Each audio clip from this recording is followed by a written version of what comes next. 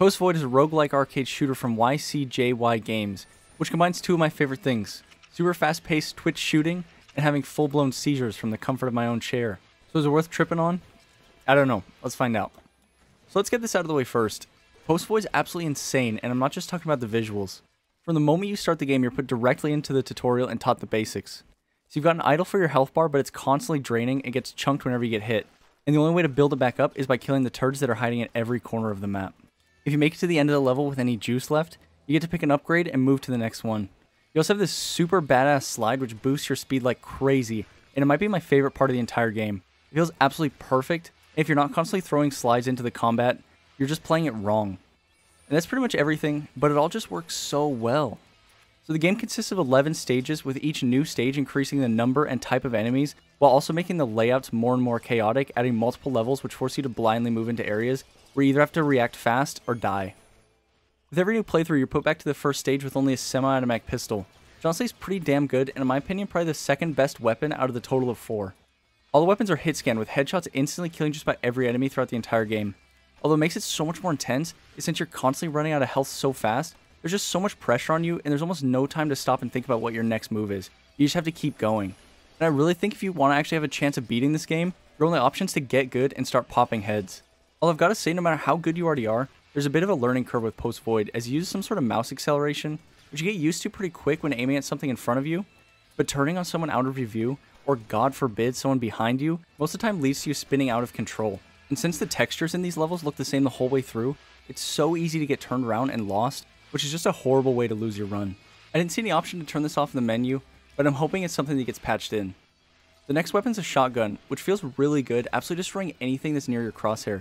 Since the levels are pretty tight and claustrophobic, I never felt like there was any problem killing anything. Now in my time playing, I only used it in a couple of my playthroughs, and don't get me wrong, it's really fun in the early stages where you might be dealing with 1 or 2 guys, but once you get to these later stages where there's so many dudes, it just let me down every single time. After that, there's the knife, which is a completely non-viable weapon, requiring 2 slashes to actually put someone on the ground, which you almost never get off before they whap you back. Now, I don't think there's anything wrong with some weapons being stronger than others, but in this kind of game that has this super fast gameplay loop where you can go from having this amazing run to dead in a couple seconds, these weapons will never be picked because almost any other upgrade like reload speed or more juice in your idle will do you better. Although to be clear, that isn't to say these aren't fun to use, because all the weapons do feel good. But if you're trying to get the W, you're going to have to leave thoughts of a diverse arsenal back in the loser's camp. The last weapon's the Uzi, which is capable of putting out a ton of bullets quick, but kicks harder than this guy's weird rubbery old man arms can handle, so if you aren't careful, your second or third bullet's going to be hitting the ceiling. It's pretty easy to control though just by pulling down, so in no time you're going to be throwing out so many bullets with such accuracy that most guys you run into will be gonzoed less than a second after they show their dumb Octodad looking faces. The real downside to using a gun like that is it absolutely destroys your frame rate later in the game. I don't really understand what's going on, but starting around stage 10, the game just starts hitching, especially when spraying the Uzi. And I'm actually pretty surprised as well because nothing in this game strikes me as being so computationally intense. It wasn't too big a deal since I only got that far a few times, but I would have really hated losing one of my best runs to huge stutters that you can't do anything about. So now it's time to talk about the trippy elephant in the room. The Post Void's visuals are extremely unique, and they're going to make you feel very weird for a little bit, but I promise you, you will get used to them. Although if you're sensitive to flashing lights, I'd say you're probably going to have to skip this one since this is what you're going to be seeing a lot during your time playing.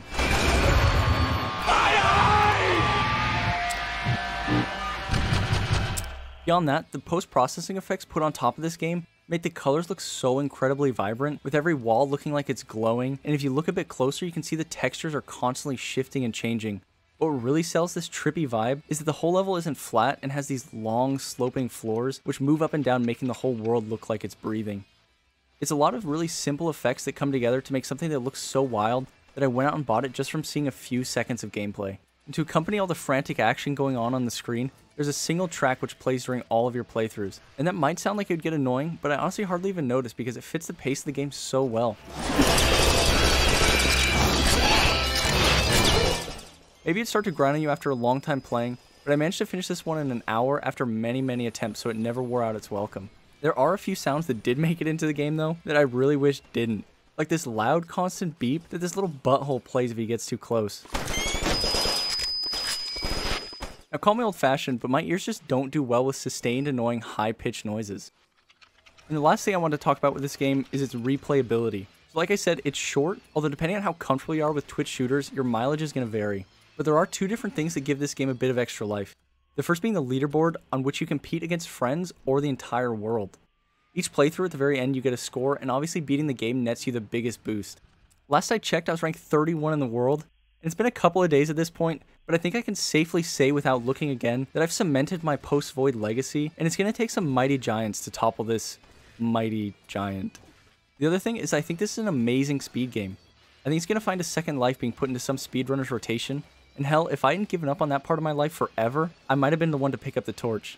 Honestly, I wouldn't be surprised at all if we see this game being run in a couple of GDQs, and let's just say, this one doesn't feel very marathon safe. So overall, Post-Void's really great for what it is. I enjoyed it just about the entire time I was playing, and the only time I struggled was right at the start when I wasn't used to the visual and auditory assault this one puts you through. If it looks fun to you at all, do yourself a favor and go buy this game. Is it perfect? Maybe not. But it's less than $3 and it's definitely worth experiencing for yourself. So for my final score, I'm going to go ahead and give this one 24 crushed skulls.